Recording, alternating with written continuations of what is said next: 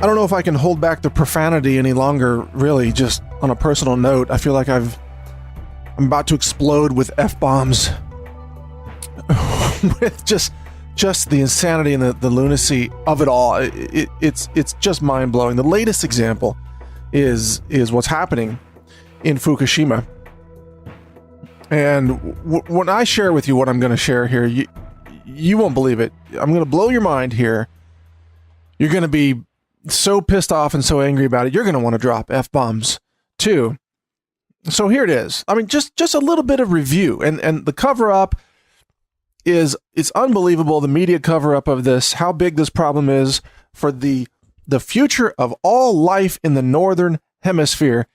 And shit just got way worse with Fukushima. So I'm going to be quoting from an article in The Guardian, which is like half fake news, half real news. So it's, at least we're taking from the real news half. The Guardian is reporting, and well, just a little bit of background. 2011 was the year that Fukushima happened, right?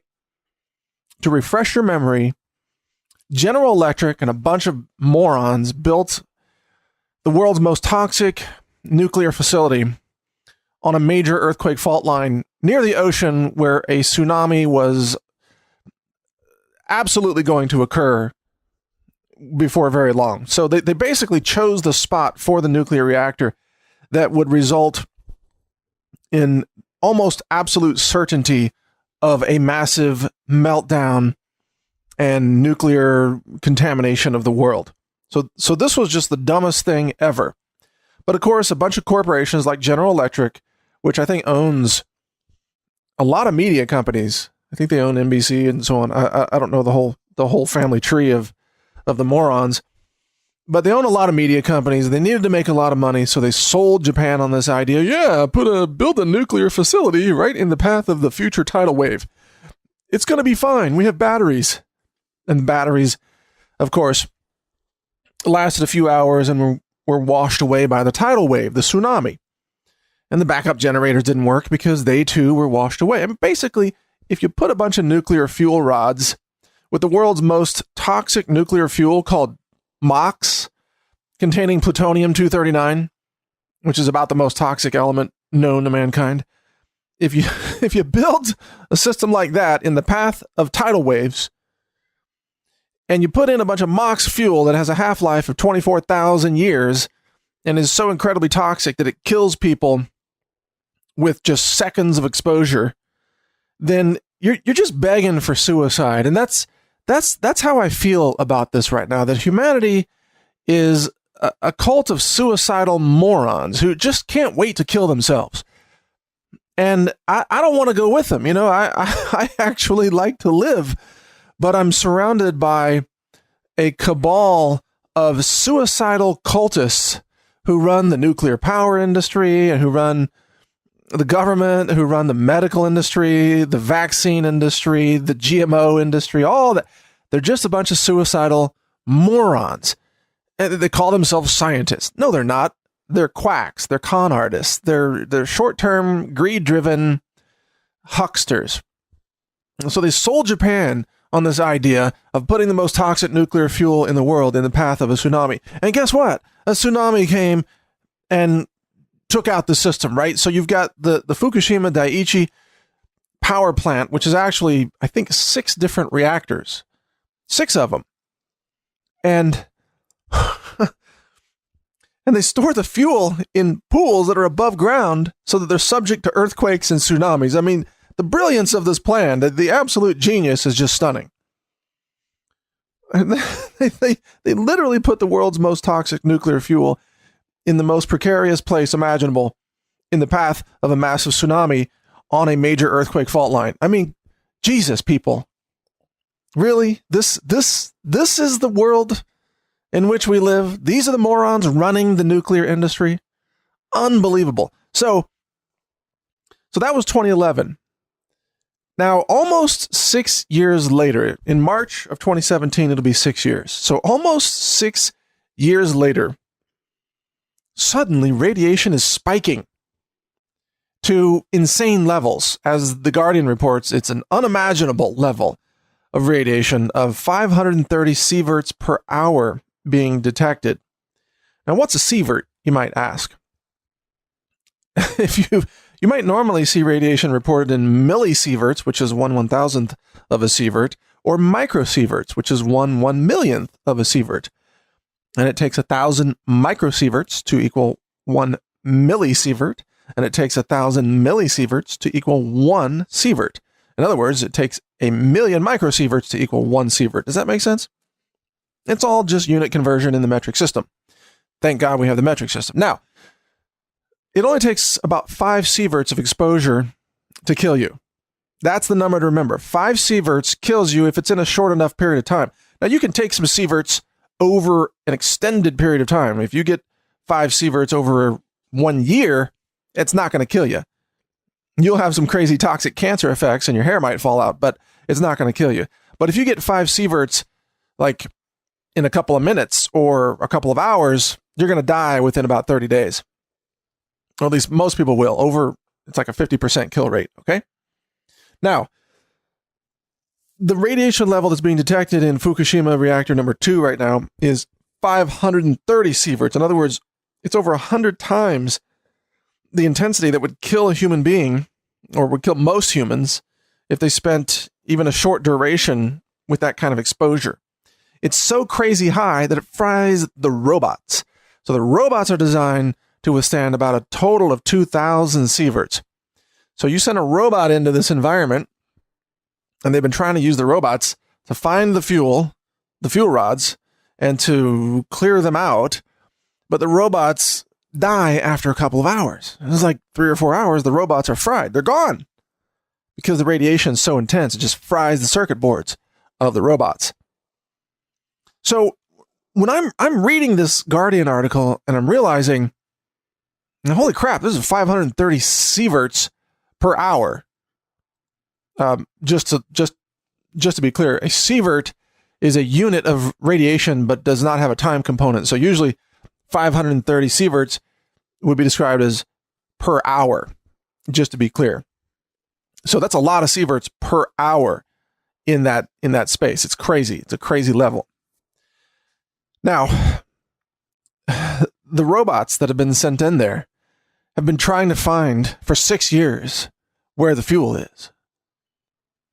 Now, the Guardian is now reporting, wow, there's been a meltdown in there.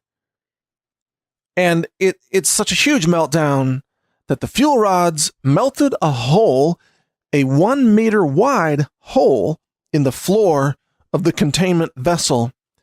And the fuel rods are continuing to burn and melt their way downward. Yeah, where are they going? Well, I don't know, the groundwater supply of Japan, maybe? Maybe an aquifer? Yeah. Maybe you're going to have plutonium in your drinking water, or who knows what. So, or maybe it's going to hit some ocean water outlet somehow, and we're going to end up with crazy radiation in the oceans. Anyway, this is going on right now. And I got to remind you that back in 2011, when I was reporting on this and the other independent media were reporting on this, we were all called crazy conspiracy kooks and alarmists for characterizing the accident as including a meltdown. The word meltdown was banned from the Western media. Because you know how everything is fake news, like CNN and MSNBC, New York Times, Washington Post? Well, it's always been fake news. That's the thing that a lot of people are just now coming to realize. It's always been fake news. The reporting on Fukushima in 2011 by CNN was fake news. In fact, CNN's reports on 9/11 were fake news. CNN's reports on Oklahoma City, I think in 1992 or 4, that was fake news. Everything CNN has ever reported has been basically based on fake news, just so you know. And when it came to Fukushima, the fake news was, oh, there's no meltdown, no problem, no issue. Don't be alarmed. It's all under control. Don't worry. Go back to sleep. Keep taking your vaccines. Keep eating your GMOs. You're going to be fine. Well, now they just casually report, yeah, it was a meltdown. Everything melted down. So number one, where's the apology to all of us in the independent media that accurately reported this as a meltdown back in 2011 and 2012 and 2013? That's nowhere to be found. There's not going to be any correction in the mainstream media to say they were lying to you this whole time. But that's not even the story here. That's just a side note. The real story is, and I'm reading this in The Guardian, is that they can't find the fuel rods that they're looking for. All right, now here's an actual quote from the Guardian article. An actual quote. TEPCO and its network of partner companies at Fukushima Daiichi have yet to identify the location and condition of melted fuel in the 3 most seriously damaged reactors. Removing it safely represents a challenge unprecedented in the history of nuclear power, end quote. You got that? So just hold on a second here.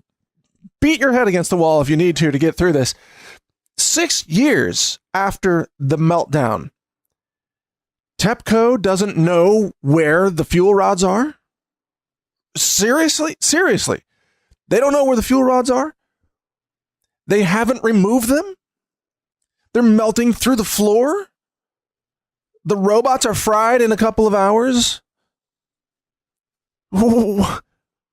The radiation levels are like spiking to insane levels of 530 sieverts per hour? Really?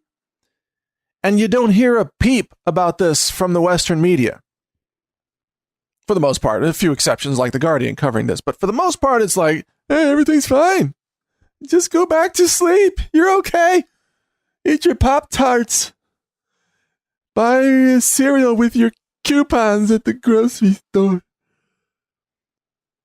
Meanwhile, we are facing the most apocalyptic nuclear disaster that our world has ever seen. And those of us who are telling you the truth are always called alarmists or kooks because we understand science. We understand physics. So let's get into a little bit of the physics here. Plutonium-239. The nastiest crap, the nastiest radioactive isotope that we've ever discovered. It has a half-life of about 24,000 years. So just to explain that, when you have radioactive isotopes of different elements, such as plutonium, which I think is at 209, the mass, I think it's plutonium-209. If I'm correct about that, yeah. Oh, no, I'm sorry, 239. 209 would be bismuth, right? Okay, 239, plutonium-239. The mass is converted to energy at a predetermined schedule, just based on the laws of physics. Basically, the atom is deteriorating, is losing its mass, converting it to energy over a period of time. Now, for plutonium-239, that happens to be 24,000 years, is how long it will take to lose half of its mass. So if you have 1 kilogram of plutonium-239, after 24,000 years, you will have half a kilogram. Where did the other half go? It was converted into energy, according to E equals mc squared. In other words, it's a lot of energy from a little bit of mass, right? So plutonium-239 is so extremely dangerous because it will persist in the environment for about 500,000 years in some toxic level. And it's very, very toxic to the body, very toxic to biology and plants, and it gets into the soils and so on, just like cesium-137, which has a half-life of only 29 years, by the way. But that's also another radioactive isotope that comes out of these nuclear accidents. So you got cesium-137, you got plutonium-239, you have strontium-90, you got iodine-131 with a half-life of 7 days. So you've got like the iodine radiation hits you now. It's intense and it's short, but it fades quickly. It's gone in a few weeks.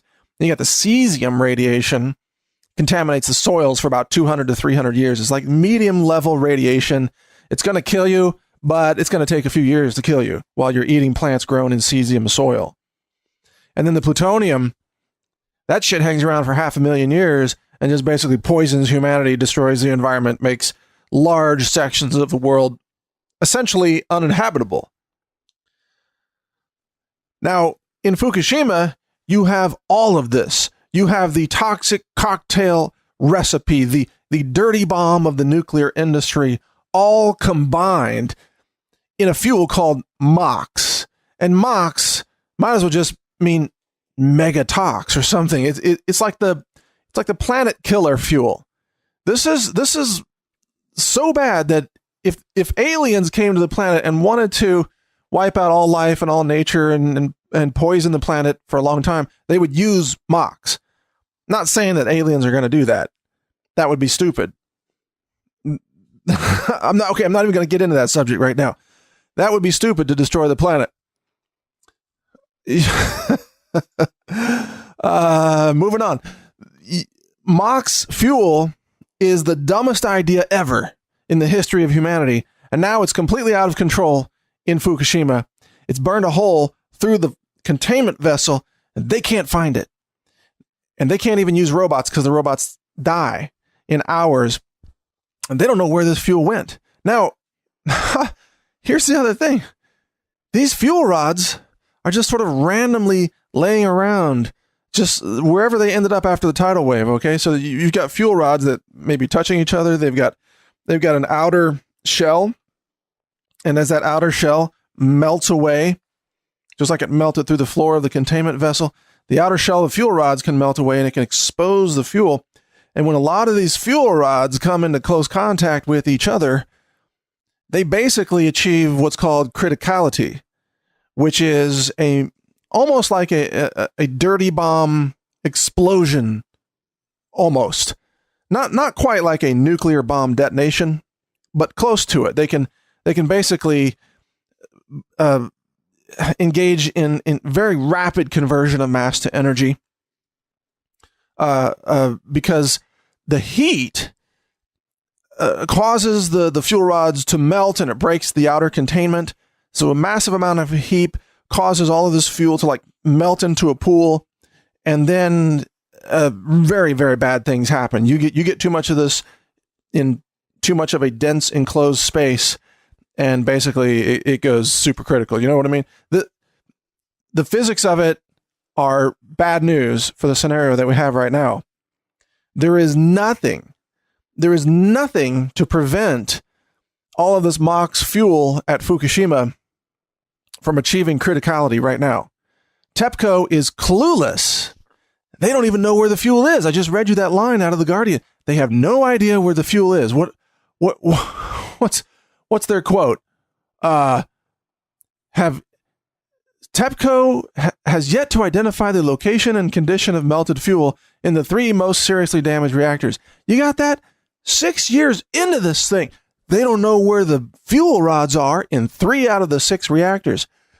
I got news for you. It only takes 1 reactor to achieve criticality in the fuel rods to basically make much of the northern hemisphere uninhabitable for a very long time. And they've got 3 of them right there, and they've done basically nothing. And what do we get out of TEPCO and Japan and General Electric? Lies. Nothing but lies. As if they think they can just lie their way out of this like they lie their way out of everything. You know, this is the problem with the status quo. They think that they can just pass a law and change reality. Why don't they just legislate that plutonium-239 should no longer be radioactive?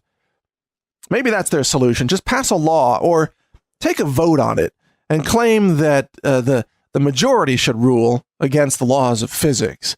Just take a vote. Vote down plutonium. Vote no on plutonium. You know, this is the kind of nonsense that they are engaged in. Just total cover-ups, total lies, total spin. They won't tell anybody the truth. And they're just covering up everything, including all those who have been seriously harmed by the radiation around Fukushima. And the level of incredible fiction that they're engaged in to try to cover this up actually reminded me of a possible fictional solution to this whole thing.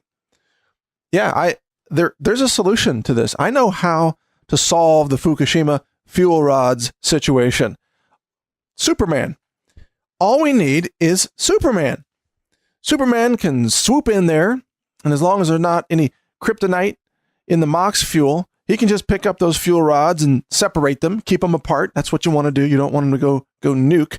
You keep them apart, and he can fly them out of there and move them to smaller, isolated containment vessels, perhaps set up by the Japanese government. So Superman could solve this thing almost instantly. You know what the problem with that is? There is no freaking Superman. There is no human that can waltz into 530 sieverts per hour and walk out of there alive. That's the problem. And there's not even any robot that can do it. And you can't train gorillas to do it, or that, not that that would, I mean, it would be totally unethical in the first place, but you can't train animals to do it. They would die too. So how are you going to do this? No, seriously, I'm asking you this question. Think about it. How are you going to go in there and retrieve the fuel rods and prevent this nuclear apocalypse? This Fukupocalypse, you might call it. How are you going to do that? I mean, the fuel's melting through the floor. They don't know where the fuel rods are. They can't even get close enough to get in there and look around. Apparently, that's what the Guardian is reporting. They can't touch the fuel rods. They can't move them. I don't know if you've seen pictures of this facility, but it looks like it's just one more tidal wave away from collapsing. So the upshot of this, so this is what I'm trying to share with you about the total lunacy and idiocy, suicidal nature of humankind, is all of us in the Northern Hemisphere are right now one Japanese tidal wave away from basically being irradiated to death. From just having Fukushima radiation, toxic MOX fuel spread all over the Northern Hemisphere, spread by the winds, the jet stream, and perhaps even ocean currents. We're talking about plutonium-239 all over the forests of North America, including Canada and everywhere else. And I guess the answer from the lying left-wing media is just, oh, you should be more positive. Yeah. Okay, why don't you tell that to the plutonium, you dumbass? Being positive is not going to solve this problem. This is a physics problem. And I don't think that your positive attitude is going to change the equation of E equals mc squared. I very much doubt it. I think that the delusions of humanity have finally collided with physical reality. And it's the nuclear fuel industry that has brought us to this moment of incredible awareness of our own stupidity as a species. I mean, the stupidity is, it's not just like mild stupidity of dumb animals, like turkeys. Turkeys are really stupid animals. I don't know if you've ever interacted with turkeys. They're stupid. They're stupid birds. I mean, chickens are smarter than turkeys. I can tell you this because I raise chickens and I see wild turkeys. There's no comparison. Chickens are geniuses compared to turkeys. And yet even turkeys, even though they're so incredibly stupid that they can get stuck behind a log and not figure out how to walk around it, they are not so stupid that they would poison their entire ecosystem, that they would poison their own children and future generations, 1,000 generations down the road.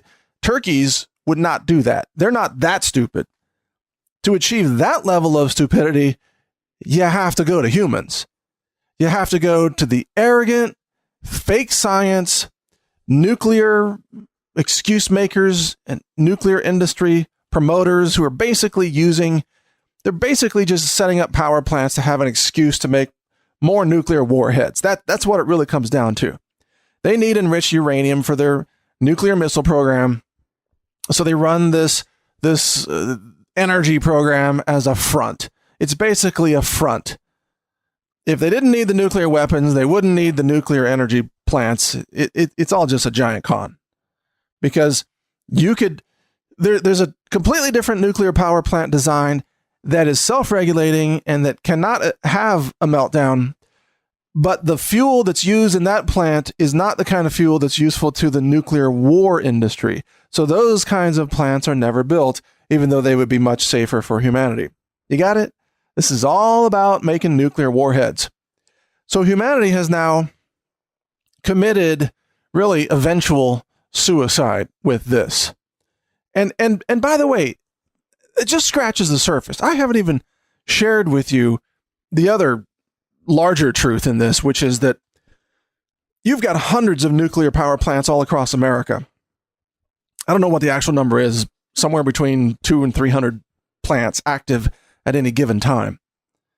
Right? Now, review the physics of how nuclear power plants work. The excess heat given off by the fuel rods is put into water that's used to drive turbines that generate electricity, right? But in order for that water to not overheat and boil off, you have to pump it around. How do you pump it around? You use electric pumps, right? Pumps that run on electricity. Did you know that nuclear power facilities actually consume a large amount of electricity from the grid, even as they're generating electricity? They use electricity from the grid to run the pumps that keep the fuel rods cool enough to prevent them from going critical. And if you don't cool the fuel rods, you have a what? Fill in the blank. Meltdown. Correct. Correct answer. A+. Now, since the pumps run on electricity from the power grid, and the pumps are electrical devices run by complex circuitry, this means that every nuclear power plant in America is vulnerable to what? Fill in the blank. Solar flare. Yes, another A+ for all of us. Solar flare, or an EMP weapon from a rogue nation like North Korea, which has been promising to nuke North America as soon as they have the technical ability to do so. You know, when their ICBMs stop plopping into the ocean and blowing up, when they can actually make it to North America, they're going to set off a nuke. Kim Jong-un has already promised to do that. So what happens when you have a solar flare, which NASA says there's about a 1% chance every year of a massive solar flare that will bring down the power grid?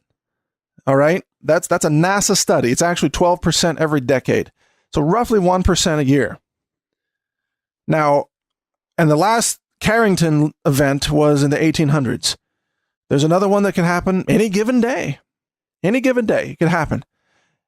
A solar flare of sufficient size would take out every electronic circuit board in every nuclear power plant in North America. In other words, guess what? All the pumps stop working. All the pumps go down. This could happen from an EMP attack that sends out a massive electromagnetic pulse, it takes out the circuit boards, or this could happen from a solar flare. So now what happens? I ask you this question. What happens when you have, let's say, 200 nuclear power plants in North America that are all being powered by these fuel rods that obey the laws of physics, of course, and that you can't let them get too hot or they'll go critical and have a massive meltdown, and then suddenly all the pumps stop working? What's the plan for that? Well, they have backup batteries, but the pumps are broken, you see. The circuit boards that control the pumps are fried. They're gone. Do they have backup circuit boards? Yeah, well, they were stored in a locker that wasn't EMP proof. They're fried too. So how are you going to power the pumps? Oh, well, you've got generators, but that doesn't work because the pumps are broken. And how are you going to get fuel to the generators anyway? Because the 18-wheeler rigs that bring the fuel, they don't run either because their electronics have been fried. So now you got 200 nuclear power plants across North America going critical, experiencing meltdowns all at the same time, roughly the same time. Now it takes time. It can take weeks for them to go into a criticality event. It can take weeks. You can have emergency efforts to try to pour buckets of water into the fuel rod tank, the pool. Yeah, here, everybody line up. Everyone bring a bucket of water. We're going to prevent the nuclear apocalypse. Everyone has a bucket. Like, I guess that's the plan. It's stupidity. It's stupidity at such a level that I'm embarrassed. I'm embarrassed by my own species at this point. People are so incredibly stupid and so distracted by all the things that don't matter, like celebrities and fashion and sports. Who cares? You've got 200 to 300 nuclear power plants running in this country right now that cannot survive a grid down scenario without many of them going into meltdowns. So you see, the Fukushima little apocalypse, the disaster in Fukushima, it's just a small scale practice run for the big event, the grid down event, that could put hundreds of nuclear power facilities into a similar catastrophe. And yet, we can't even get one facility under control in Japan. Not even one. 6 years into it, they don't even know where the freaking fuel rods are. 6 years into it, they can't build a robot that can live more than a couple of hours in there. They can't find the fuel. They can't move the fuel. They can't contain the fuel. There's a freaking giant hole in the floor. The fuel's gone. What are you going to do? Call Superman to go nosediving down that hole and find the fuel rods before they hit the aquifer? I mean, seriously. There is no plan.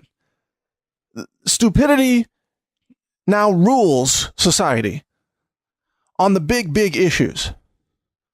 How do people think that we're going to solve Fukushima? How do people think that we're going to solve 200 nuclear power plants or more going into meltdown all at the same time? How do people think you're going to survive, just basic survive a grid down scenario? How are you going to, where are you going to get water? Where are people going to get food? No one's thinking. They're just sitting around stuffing their faces with Taco Bell and just beer. I don't know. People are just so incredibly stupid when it comes to these big issues that it's literally like living with a worldwide suicide cult, and everybody can't wait to drink the Kool-Aid. And it's just like, you people freak me out. And much of this is done in the name of science. You know, scientists are the most dangerous morons of all. They put all of us at risk. You know, it's not just like a doctor. A doctor might put one patient at risk at a time, but a scientist screwing around with plutonium, they can put the whole planet in the shooting gallery of chance. Let's see what happens. Let's just come up with the world's most toxic fuel and build it on a fault line in the path of a tidal wave. And let's call it green energy. I mean, this is what it has come to. So you see why I'm about to drop F-bombs constantly. I can barely hold them back. I feel like there is like an F-bomb fuel rod inside me, and it's trying to emit vast amounts of energy according to the E=mc² formula. And I'm just barely containing it. I'm barely holding it back. Because sometimes just to properly describe humanity, you have to just use the most obscene words imaginable. And so if you're thinking that I might offer a solution in this, you can give up hope on that right now, that there is no solution for this. As far as I can tell, there is no solution except to just start dismantling all the nuclear power facilities we have right now. I guess there is a partial solution. You could at least start doing that. Stop making more of this toxic fuel. You know, shut down the plants we have now. Get rid of pull the fuel rods out. Isolate them somewhere else, out in some desert somewhere where they'll be safe for 500,000 years. And just wait for the half-lives to kick in. You know, but to have them active in a pool where they can have a meltdown and they can achieve criticality if the coolant is gone, that's very dangerous to our world, very dangerous to society. That's incredibly stupid. So I guess what I'm saying is we should shut down every nuclear power plant in the world, probably. In order, and then, really, if we wanted safer nuclear power plants, there is a design for that. I think a woman came up with it, by the way. I think a female scientist came up with it. She's been completely ignored. Industry is not interested in her design because, again, it doesn't produce, it doesn't use the kind of fuel that's also simultaneously a byproduct of the nuclear weapons processing industry. So they don't want to use her solution. But if we wanted safer nuclear energy, we could use her solution. Or Or we could use something else. Combination of natural gas and solar energy. And wind kind of sucks, actually. It's not very efficient for the most part, but solar is pretty good. Solar's a very viable alternative. Germany's done a good job with solar, and they're pretty far north of the equator. So a lot of the United States could really be powered by just nothing but solar. We don't need nuclear power plants. I'm telling you, we don't need them. And they're putting all of humanity at risk. So, okay. If you want to follow the news on this, we have a couple of websites. FukushimaWatch.com is one of them. FukushimaWatch.com. We've also started a project called Censored Science, and we're going to be coming out with some films on that. That is, if any of us are still here to do it. Until the plutonium fills the skies, we're going to be working on the Censored Science films. And we're going to have some whistleblowers from the nuclear industry, by the way. At least that's my goal. So censoredscience.com will be that website. It's probably not up yet at the time you're listening to this, but it's coming. And we're also covering other issues such as biosludge, or biosolids, which is the mass contamination of farmlands by the EPA-approved process of collecting all the industrial waste and the human sewage and just calling it fertilizer and then dumping it on farm fields all across America. Another form of complete, total idiocy. Fake science by the EPA, how they've destroyed whistleblowers who tried to blow the whistle on that practice. See, again, I can just name example after example of how the status quo of humanity is just a bunch of suicidal freaking morons.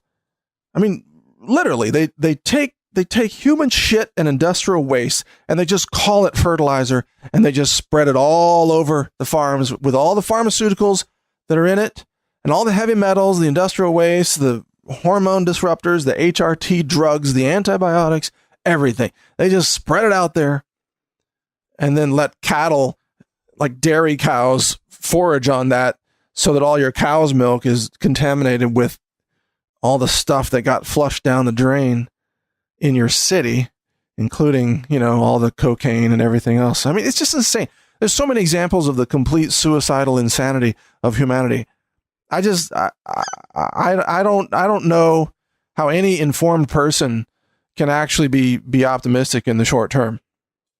You look at humanity, and it's just one giant suicidal cult of total freaking morons and denialists. That most of them are just denialists. They just sit around and they just deny reality. There's no problem in Fukushima. There's no problem with the biosludge. There's no problem with the mercury in the vaccines. What are you talking about? There's no problem. You're just an alarmist. That's what these people are. Just denialists. There's no problem with the global debt supply. They just, I don't know what it is. They don't believe in cause and effect. What? They don't believe in the table of elements, the laws of physics. They don't believe in mass to energy conversion. What is it about these people? They're reality denialists, and they're everywhere. They run the EPA. They run the Nuclear Regulatory Commission. They run the government. They run the industries. They run the media. I mean, they're everywhere, and they're morons, and they're so dangerous and so suicidal to humanity that we'll be lucky to survive them all.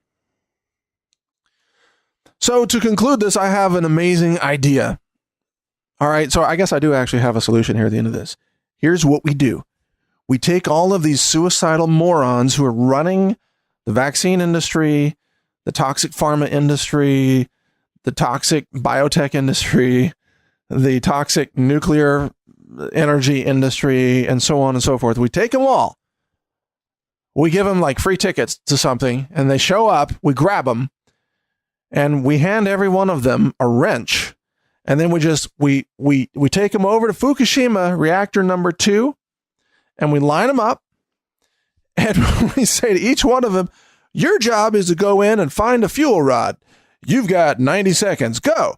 And then the next one. Your job is to go in and find another fuel rod. You've got 90 seconds. Go. And you just line them up. This is what you do. You just chuck them in reactor number 2 and then reactor number 3 until they get the fuel rods out. And you got to give them special instructions like, hey, if you get a fuel rod out, don't get too close to the other guy who also found a fuel rod. You don't want those 2 fuel rods coming into close contact. So keep your fuel rods separate, and then we'll have a refreshment area for you over here after you complete your mission. So you just send them in there. It solves so many problems all at once. You just take the insane suicidal cult leaders of modern society and you send them into Fukushima to find the fuel rods. Because I think you can live about 90 seconds in there. You could probably pull that off. Tell them it's a test.